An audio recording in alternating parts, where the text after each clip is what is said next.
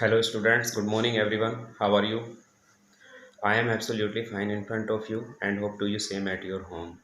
My dear child, आज 11th class chemistry में मैं आपके सामने लेकर के आया हूँ कुछ इम्पोर्टेंट टॉपिक्स जो आपके लिए हमेशा काम आने वाले हैं। केमिस्ट्री में उन टॉपिक्स की अगर बात की जाए जो मैं आज आपको पढ़ाने वाला हूँ तो बहुत ही शॉर्ट लिस्टेड टॉपिक्स हैं वो मीन्स उनको ब्रीफली एक्सप्लेन किया गया है छोटा करके, लेकिन जो उनका एक्सटेंडेड फॉर्म है एक्सप्लेनेशन का आपको फिजिक्स में मिलेगा, 12th क्लास फिजिक्स। बट यहाँ जो भी है आपको बताने के लिए चलते हैं हम। तो सबसे पहले जो आज हमारा ये टॉपिक है उसका नाम क्या है? The name of the topic is electromagnetic spectrum. Electromagnetic spectrum.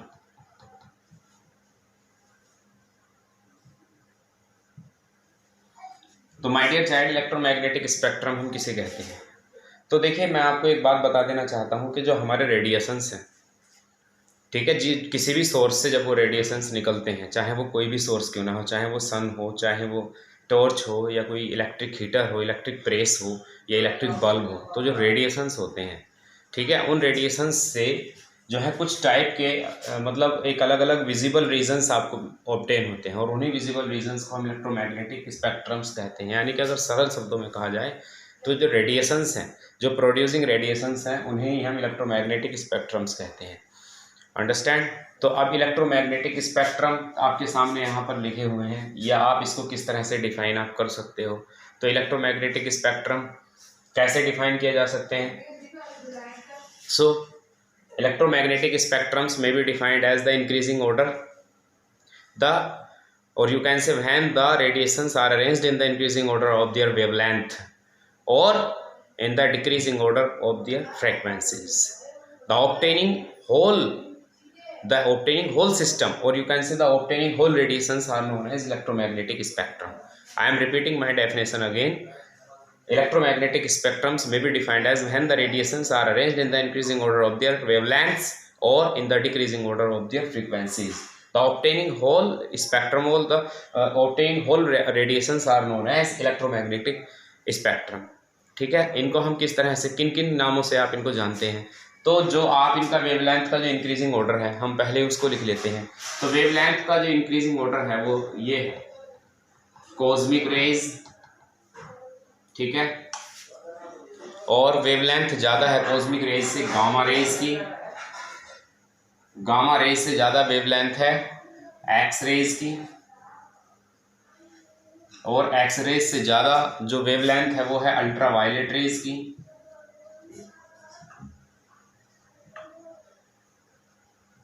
और उनसे भी ज़्यादा जो वेवलेंथ है वो विजिबल रेज की है, यानी विजिबल रीजन आ जाता है। और विजिबल रीजन से ज़्यादा फिर किसका है? इंफ्रारेड, इंफ्रारेड रेज कह सकते हैं आप, ठीक है। इसके बाद इसका किसका नंबर आता है? फिर आता है आपका माइक्रोवेव रेज कह सकते हैं आप, और एट लास्ट सबसे बाद में जो आपका निकल के आता है इलेक्ट्रोमैग्नेटिक स्पेक्ट्रम में, वो आपका आ जाता है, ये आ गया इंफ्रारेड रेज, माइक्रोवेव आ गया, और अब एक और बच रहा है, the name of the microwave के बाद में आपका आ जाता है, I think that is radio wave, sorry, radio waves. तो ये इंक्रीजिंग ऑर्डर है इलेक्ट्रोमैग्नेटिक स्पेक्ट्रम का। तो ये सब के सब रेडिएशंस है my dear child, all these are radiations, और इन सारे रेडिएशंस को उनके जो वेवलेंथ है उनके इंक्रीजिंग ऑर्डर में यहाँ पर पुट किया गया है, ठीक है। तो that is called electromagnetic spectrum. So electromagnetic spectrum may be defined as when all the different radiations are arranged in the increasing order of their wavelength, or you can say in the decreasing order of their frequencies. The obtaining whole radiations are known as electromagnetic spectrum. ये आपको दिखा दिया है मैंने। अब इनको हम और किस तरह से लिख सकते हैं, क्या क्या इनका अपना रीजन होता है, कितनी कितनी वेवलेंथ, कौन से किसकी क्या रेंज होती है, किसकी क्या रेंज नहीं होती है, वो हम आपको अभी बताते हैं। तो देखिए, मैं यहाँ पर बता देना चाहता हूँ कहाँ से स्टार्टिंग होती है वेवलेंथ की और कहाँ तक वो चली जाती है, तो उसके बारे में अब हम बात करते हैं। तो वेवलेंथ आपको पता है nm में लिया जाता है, nm मीन्स नैनोमीटर में उसको मेजर किया गया है। तो 10 की पावर -6 से शुरुआत होती है, सॉरी 10 की पावर -16 से शुरुआत होती है, और 10 की पावर 2 तक आती है, 10 to the power 2, sorry 10 to the power 4 आई थी, तो यहाँ तक जो है आपकी जो वेवलेंथ है इन डिफरेंट विजिबल रीजन्स की जो है डिफरेंट जो आपकी रेडिएशंस है उनकी जो वेवलेंथ है वो यहाँ मैं आपको लिखने वाला हूँ। तो 10⁻16 से स्टार्ट होती है, 10⁻14 आती है, 10⁻12, 10⁻10, 10⁻8, 10⁻6, 10⁻4, 10⁻2 और 10⁻2 एंड 10⁻4। तो आप इनको इस तरह से यहाँ पर रिप्रेजेंट कर सकते हैं। ये एक इंक्रीजिंग ऑर्डर है वेवलेंथ का, ये सब के सब वेवलेंथ है। ये टोटल वेवलेंथ मैंने यहाँ पर आपको रिप्रेजेंट कर दी है। अब इसके बाद में जो नंबर आता है वो किसका आता है, यहाँ तो आपने रिप्रेजेंट कर दिया और आप ऊपर लिख सकते हैं इंक्रीजिंग ऑर्डर ऑफ वेवलेंथ, ऊपर लिख सकते हैं आप, no problem at all, increasing order of wavelength. तो इसको आप बना लीजिए, ये लीजिए, ठीक है, और फिर यहाँ से इस तरह आप इसको बना लीजिए। अब नीचे जो इंक्रीजिंग ऑर्डर है आप, ये तो आ गया आपका इस तरह से, देखिए यहाँ थोड़ा सा स्पेस नहीं है, बाकी मैं यहाँ पर दिखा रहा हूँ। ये इंक्रीजिंग ऑर्डर है वेवलेंथ का, वेव लेंथ, और ये इंक्रीजिंग ऑर्डर है फ्रीक्वेंसी का, ये इंक्रीजिंग ऑर्डर है फ्रीक्वेंसी का, इस तरफ से इस तरफ को।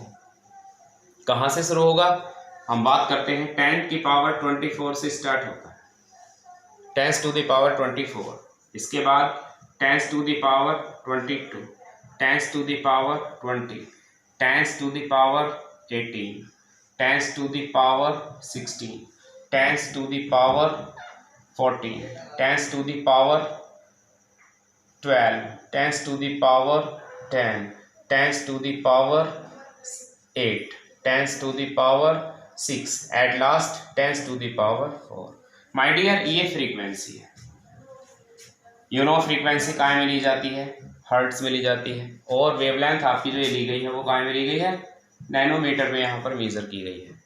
कहाँ से स्टार्ट हो रही है कहानी आपकी, ये कॉस्मिक रेज से स्टार्ट होती है, cosmic rays.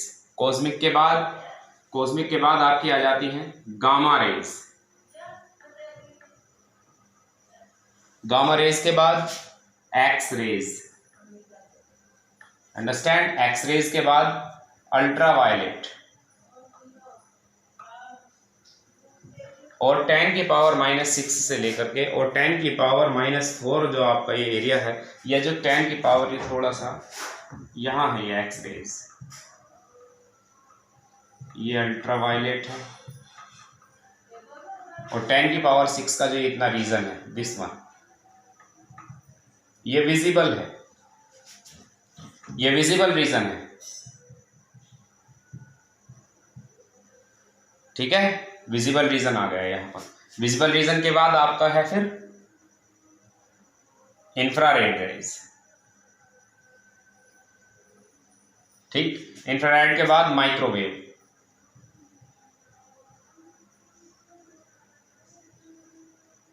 At last radio wave, यहां से लेके यहां तक। तो ये है, ठीक है, ये आपका जो इस टाइम आपको जो दिख रहा है वो इलेक्ट्रोमैग्नेटिक स्पेक्ट्रम है, ठीक है, आपको दिख रहा है यहाँ पर, ये है वेवलेंथ, मैंने वेवलेंथ के इंक्रीजिंग ऑर्डर में लिखा है, माइनस से स्टार्ट हुई थी प्लस में चला गया, और ये इसका डिक्रीजिंग ऑर्डर है। डेफिनेशन में आपको बता भी चुका हूँ, क्या बताई थी मैंने आपको इसकी define, electromagnetic spectrum may be defined as the when all the radiations are arranged in the increasing order of their wavelength, और you can say in the decreasing order of their frequency. तो frequency का decreasing order ये है। अब हम चलते हैं आपको लेकर के विजिबल रीजन की तरफ। तो विजिबल रीजन जो अपने आप में एक इम्पोर्टेंट अपनी प्रॉपर्टीज रखता है, तो विजिबल रीजन को आप थोड़ा सा बड़ा करके देख लीजिए, ये लीजिए, ये विजिबल रीजन को मैंने ओपन कर लिया है। तो विजिबल रीजन जो है आपका किस तरह से है, कहाँ से शुरुआत होती है, उनको किस तरह से लिखा जाता है। तो ये जो विजिबल रीजन है आपका,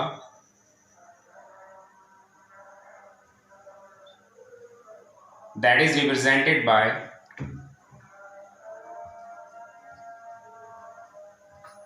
विबग्योर। इसको आप, इस विजिबल रीजन को आप विबग्योर से रिप्रेजेंट कर सकते हो, यानी कि वहां जो आपके कलर्स हैं विजिबल हैं, यानी जिनको आप देख सकते हो। तो वो विजिबल कलर्स क्या हैं, वो वायलेट है, इंडिगो है, ब्लू है, ग्रीन है, ऑरेंज है, सॉरी येलो है, ऑरेंज है, रेड है। यानी विबग्योर से आप इन कलर्स को रिप्रेजेंट कर सकते हो, जो मैंने यहाँ पर दिखाया भी है आपको। अब दूसरी बात यहाँ पर यह आ जाती है कि इनकी फ्रीक्वेंसी क्या होती है, सॉरी इनकी वेवलेंथ क्या क्या होती है, किस किस की वेवलेंथ क्या होती है। तो वायलेट कलर की जो वेवलेंथ है वो सबसे कम है, रेड कलर की जो वेवलेंथ है वो सबसे ज़्यादा है। एग्जाम्पल के तौर पर अगर रेड कलर की वेवलेंथ देखी जाए तो नियर अबाउट 700 nm होती है, और अगर वायलेट कलर की देखी जाए तो वो नियर अबाउट 400 होती है। अब जैसे ग्रीन ही है, बीच में है ग्रीन, तो ग्रीन की जो वेवलेंथ होती है नियर अबाउट 500 होती है। तो इसे आप नोट कर लेंगे। ऐसे अगर हम इंडिगो के पास जाते हैं तो इंडिगो की इसकी आ जाती है 430 नियर अबाउट। तो इस तरह से और आगे बढ़ती चली जाती है। अब और भी हैं, जैसे 600 होती है ऑरेंज की, 600 nm होती है। तो माय डियर, ये था electromagnetic spectrum. Electromagnetic spectrum may be defined as when all the radiations are arranged in the increasing order of their wavelength or in the decreasing order of their frequencies. The obtaining all the radiations are known as electromagnetic spectrum, जो कि मैंने यहाँ पर आपको समझा दी। Electromagnetic spectrum ये convert है काय में, cosmic rays, gamma rays, X rays, ultraviolet rays, visible rays, infrared rays, microwave rays और रेडियो वेव्स। कई बार यहाँ से आपसे क्वेश्चन पुट कर लिया जाता है, तो इसलिए आप कम से कम इतना तो ध्यान रखें कि किस किस का ऑर्डर कितना। जैसे कि कॉस्मिक रेज की बात आ रही है, तो यहाँ जो 10⁻⁻16 जो वेवलेंथ है, तो वो आपकी कॉस्मिक रेज का एरिया है। मान लो कि रेडियो वेव्स है, तो उसका एरिया कितना है, 10⁻2 से लेकर के 10⁻14 तक का जो एरिया है वो रेडियो वेव का है। अगर मान लो इंफ्रारेड का आपको एरिया देखना, तो ये इंफ्रारेड का एरिया है। तो इतना आपको पता होना चाहिए, ठीक है। कई बार क्वेश्चन में आपसे डिमांड कर लेता है कि जी आंसर में जो आपकी वेवलेंथ निकल करके आएगी और आपसे कह लेगा कि ये कौन सा रीजन है, आपको बताना है, ठीक है। ये था आपका इलेक्ट्रोमैग्नेटिक स्पेक्ट्रम। अब मैं इनसे रिलेटेड एक दो क्वेश्चन आपको कराता हूँ। सभी जो भी मैं आपको कराऊंगा वो सब NCERT के क्वेश्चन हैं, काफ़ी इंपॉर्टेंट क्वेश्चन हैं, उन पर हम नज़र मारते हैं। उसके बाद हम अपने नए टॉपिक पर चलेंगे, ठीक है। तो क्वेश्चन क्या है हमारा, calculate wave number.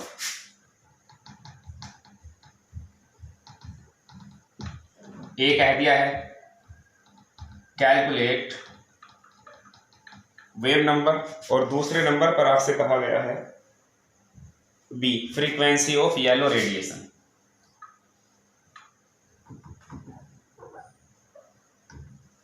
Frequency of yellow radiation, ठीक है। और यहां आपसे अभी कोई वैल्यू आपको दी नहीं गई है, लेकिन अब कह रहा है आपसे having wavelength of 500, having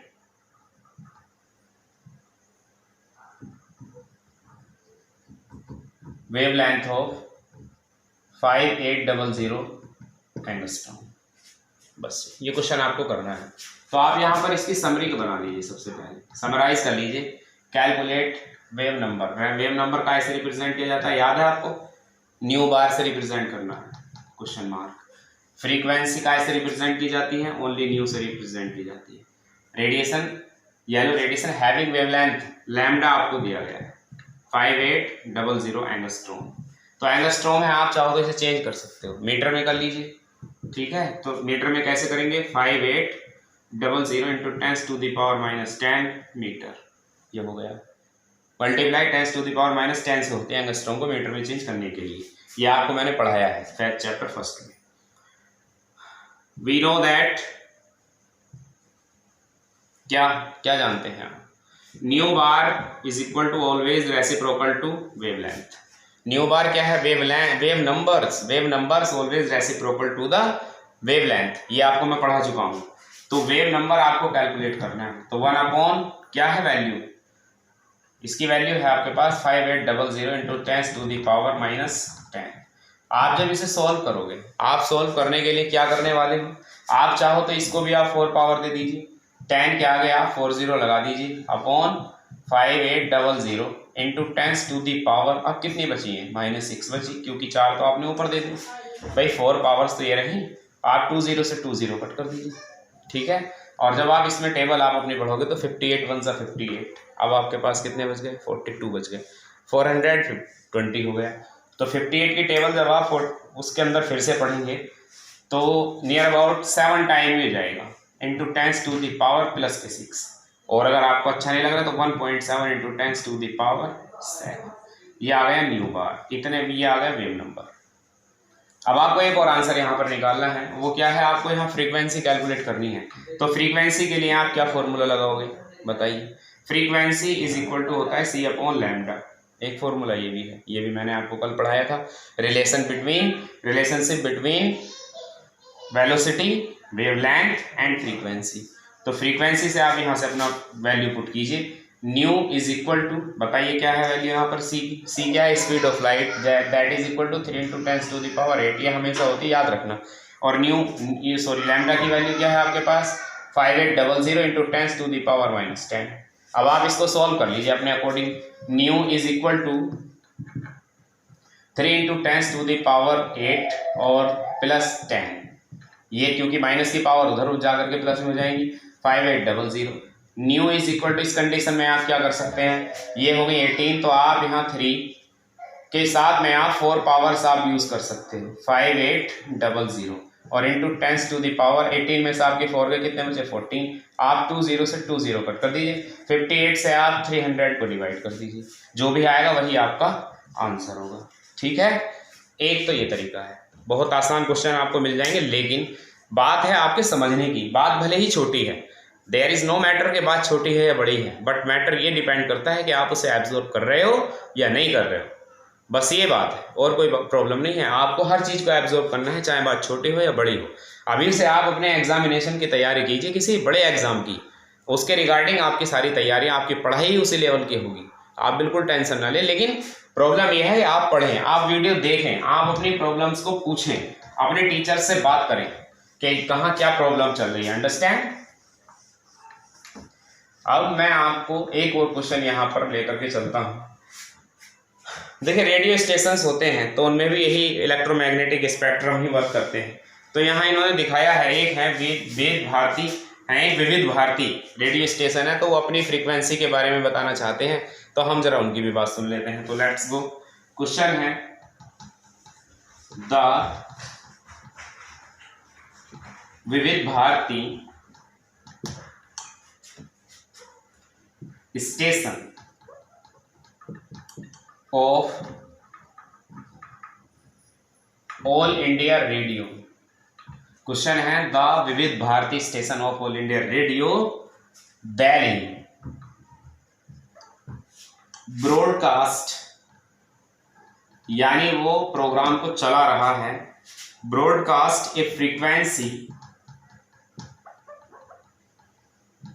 of 1368 kilohertz, यानी कि वहां जो फ्रीक्वेंसी से जो भी सॉन्ग चल रहा है या उनकी जो फ्रीक्वेंसी चल रही है उस रेडियो स्टेशन की, विविध भारती की, वो 1368 किलोहर्ट्ज है।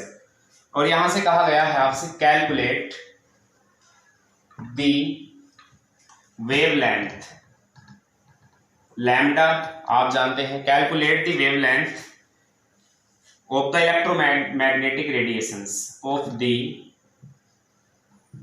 इलेक्ट्रोमैग्नेटिक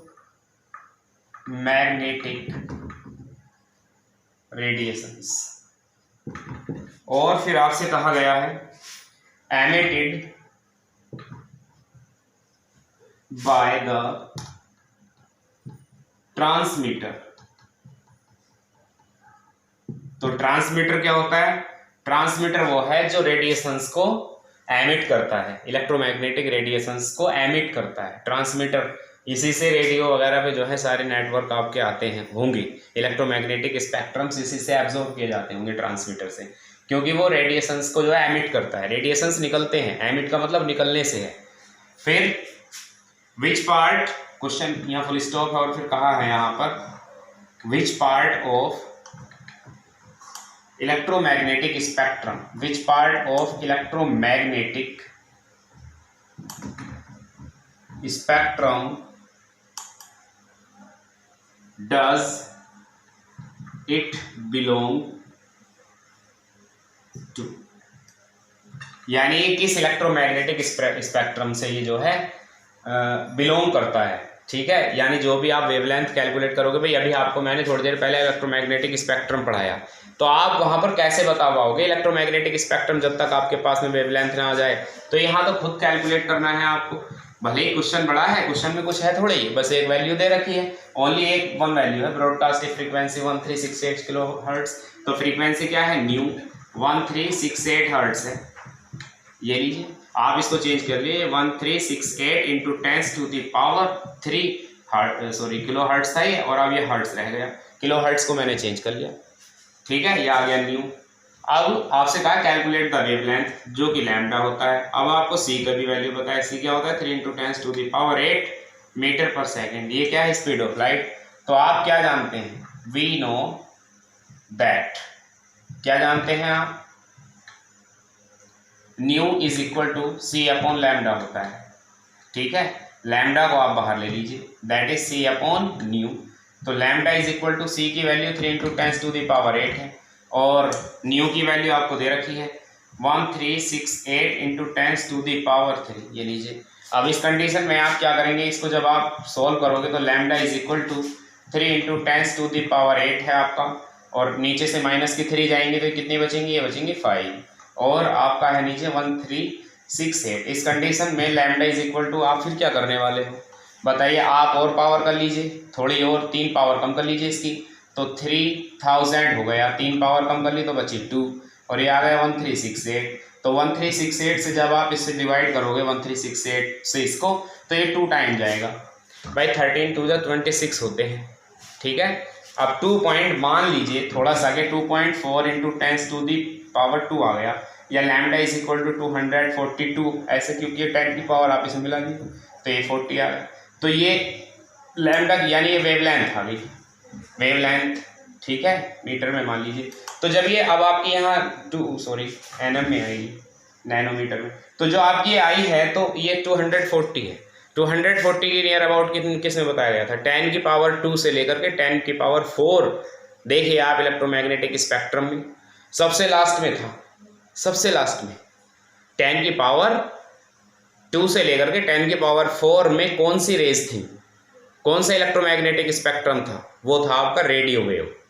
तो यहाँ भी ये किससे बिलोंग करेगी, ये रेडियो वेव से बिलोंग करेगी, क्योंकि ये क्या है 10 की पावर 2 ही तो है, 10 की पावर 2 से लेकर 10 की पावर 4 तक ही तो आएगा ये। 10 की पावर 2 का मतलब 100 से लेकर के और 10,000 तक, तो ये 100 नहीं है लेकिन 240 है, 100 से ज़्यादा है, तो किससे बिलोंग करेगा, रेडियो वेव को बिलोंग करेगा। ये जो वेवलेंथ आपकी रेडियो वेव को बिलोंग करेगी, अंडरस्टैंड।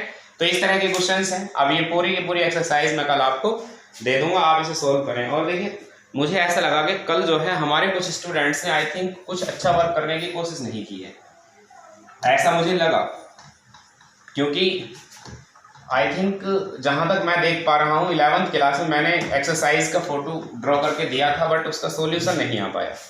तो ऐसा नहीं करना है, जितने बच्चे भी हमारे वीडियोस को देख रहे हैं वो क्वेश्चंस को जरूर सॉल्व करके सेंड करें। देखिए ऐसा हो सकता है कुछ बच्चे ये सोच रहे होंगे कि इस पढ़ाई से क्या होगा, इस पढ़ाई से कुछ नहीं होगा। तो I would like tell you one thing my dear students, इस तरह की पढ़ाई हो सकता है कि आपको क्लास में तो ना मिल पाए, बहुत मुश्किल पड़ेगा। याद रखना, यहाँ जो आपकी बातें जो भी आपको बताई जा रही हैं वो बेस्ट, सारी चीज़ें बेस्ट तरीके से चुन करके और तब आपको बताई जा रही है। तो ध्यान देना आप इस बात पर, please I requested to all you, please आप इसको जो है बढ़िया तरीके से करें। अब मैं आपको देखिए नए टॉपिक की तरफ लेकर के चलता हूँ। कुछ हमारे नए टॉपिक्स हैं, वो क्या हैं उनके बारे में हम चलते हैं, बात करते हैं आज। तो जैसे यहाँ मैं एक नया टॉपिक लेकर के आया हूँ जिसका नाम है black body radiation. Black body radiation किसे कहते हैं भाई? सामान्य सी बात है, ब्लैक बॉडी रेडिएशन हम उसे कहते हैं कि जब किसी भी ब्लैक बॉडी से जब रेडिएशंस निकलने लगे तो वो ब्लैक बॉडी रेडिएशन होगा। समझने की अगर आप कोशिश करेंगे तो ब्लैक बॉडी से निकलने वाले जो आपके रेडिएशंस हैं वही ये कहलाएंगे। तो अब मैं आपको बताने वाला हूं, if the substance is being heated is a black body.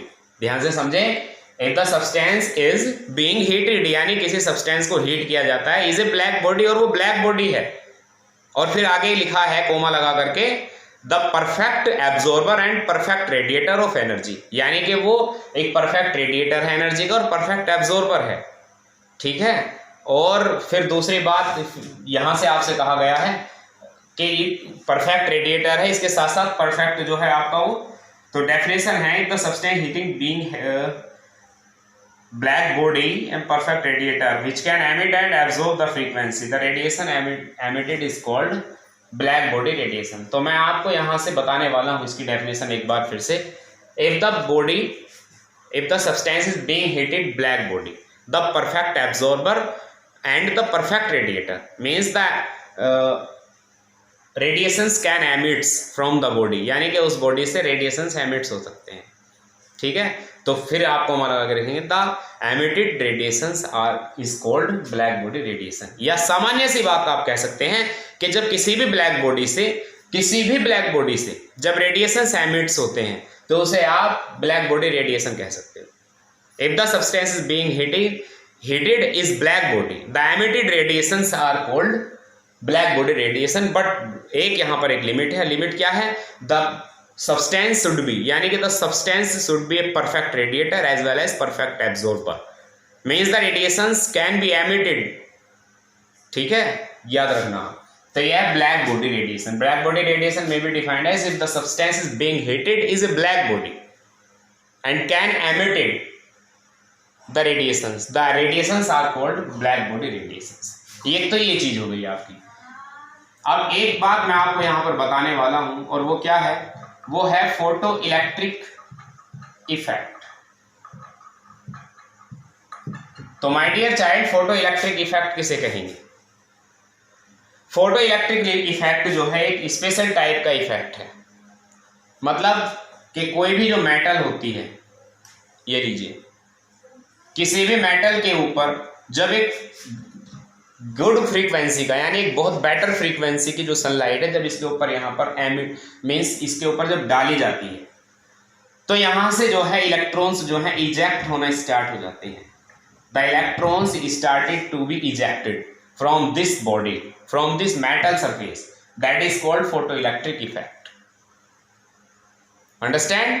तो आप यहाँ पर इसके डिफाइन कैसे देंगे? Photo electric effect may be defined as when the light of a better frequency is falling on the surface of a metal, then the electrons are started to ejected from this metal surface. This complete phenomena is known as photoelectric effect. जब एक better frequency की जो sunlight है जब किसी metal surface के ऊपर डाली जाती है तो स्लोली जो है वहां से इलेक्ट्रॉन्स इजेक्ट होना स्टार्ट हो जाते हैं, और इस पूरी की पूरी फेनोमेना को हम फोटो इलेक्ट्रिक इफेक्ट कहते हैं. और जो इलेक्ट्रॉन्स यहां से इजेक्ट होते हैं यानी रिमूव होते हैं यानी बाहर को निकलते हैं, और इलेक्ट्रॉन्स को हम कहते हैं photo electrons. These electrons are known as photo electrons. So photo electric effect may be defined as when the light of a, और you can say when the radiations कह सकते हैं आप, when the radiations of a better frequency on falling on a metal surface, then the electrons are started to be ejected from this metal surface. This complete phenomena is known as photoelectric effect, and these electrons are known as photoelectrons, और इन्हें हम photoelectrons कहते हैं. तो ये photoelectric effect है. तो photoelectric effect का ऑब्जर्वेशन करने के बाद कुछ साइंटिस्ट ने अपने कुछ सेंटेंस यहाँ पर बताए हैं. इनका ऑब्जर्वेशन किया, क्या क्या बताया इन्होंने कि एक देखिए इलेक्ट्रॉन्स यहां से इजेक्टेड नहीं हो सकते without the better frequency. You can से विदाउट बेटर फ्रीक्वेंसी. एक बेटर फ्रीक्वेंसी के अलावा जो है यहां से इलेक्ट्रॉन्स जो है इजेक्ट नहीं हो सकते. पहली बात तो ये बताई गई यहां पर ऑब्जर्वेशन. ठीक है, और दूसरी बात यहां पर बताई गई कि जो नंबर होते हैं, नंबर ऑफ इलेक्ट्रॉन्स होते हैं डायरेक्टली प्रोपोर्शनल. ठीक है, the number of electrons are directly proportional on the, किसके ऊपर डिपेंड करते हैं? किसके? On the intensity of frequency. On the intensity of frequency. ये भी बात यहां पर इन्होंने ऑब्जर्व करके बताई गई कि जो नंबर ऑफ इलेक्ट्रॉन्स हैं वो डिपेंड करते हैं इंटेंसिटी ऑफ द फ्रीक्वेंसी, यानी फ्रीक्वेंसी की इंटेंसिटी क्या है. ठीक है, तो ये भी बात यहां से आपको बताई गई. ऑब्जर्वेशन है सब फोटो इलेक्ट्रिक इफेक्ट के ऑब्जर्वेशन हैं कि जितनी ज्यादा फ्रीक्वेंसी होगी नंबर ऑफ इलेक्ट्रॉन्स उतने ही ज्यादा इजेक्ट यहां से होने वाले हैं. ठीक है। और यहाँ एक पहली बात ये बताई गई है कि जब बेटर एक फ्रीक्वेंसी होगी तभी वहां से इलेक्ट्रॉन्स जो हैं आपके रिमूव हो सकते हैं। ठीक, बिना बेटर फ्रीक्वेंसी के इलेक्ट्रॉन्स जो है रिमूव होना बड़ा ही मुश्किल काम है। और यहाँ पर वेलोसिटी के बारे में बताया गया है। Velocity number 3, velocity is also the velocity of the electron is also directly proportional to the frequency। ये लीजिए, ये भी फ्रीक्वेंसी के ऊपर ही डिपेंड करती है कि फ्रीक्वेंसी किस तरह की है। इलेक्ट्रॉन्स की जो वेलोसिटी होगी वो क्या होगी, वो डिपेंड करेगी फ्रीक्वेंसी के ऊपर। तो ध्यान रखने की आपको जरूरत है। अब यहाँ से एक और चीज यहाँ पर आ जाती है, कई बार पूछ लिया जाता है आपसे कि what do you know about the wave function. Wave function किसे कहते हैं? तो वेव फंक्शन की बात भी करते हैं। लीजिए, वेव फंक्शन अलग अलग मेटल सरफेस का वेव फंक्शन अलग होता है, लेकिन बात ये आती है कि वेव फंक्शन कहते किसे हैं? The maximum amount of energy और the maximum energy above which the electrons are get started to be ejected, that is called wave function. Try to understand what I want to say. The wave function may be defined as the maximum energy, यानी कि वो maximum energy above which the electrons get started to be emitted, जहां से क्या electrons जो हैं start हो जाते हैं एमिटेड होना, that is called wave function. ये भी आप ध्यान रखना। अब ये सारी चीजें आपकी हो चुकी हैं। देखिए, ब्लैक बॉडी रेडिएशन आज आपका हो चुका है, फोटो इलेक्ट्रिक इफेक्ट आपका हो चुका है, उसके ऑब्जर्वेशन हो गए, अब आपका वेव फंक्शन हो चुका है। अब यहाँ पर आपका जो टॉपिक रह गया है वो टॉपिक है आपका प्लांक्स क्वांटम थ्योरी। मुझे आपको बतानी है प्लांक्स क्वांटम थ्योरी, जो मैं आपको नेक्स्ट पीरियड में बताऊंगा, और उससे रिलेटेड जो भी न्यूमेरिकल्स होंगे हम उसी पीरियड में करेंगे। ठीक है स्टूडेंट्स, ओके, बस आज के लिए इतना ही। Thank you and have a nice day. Good morning to all.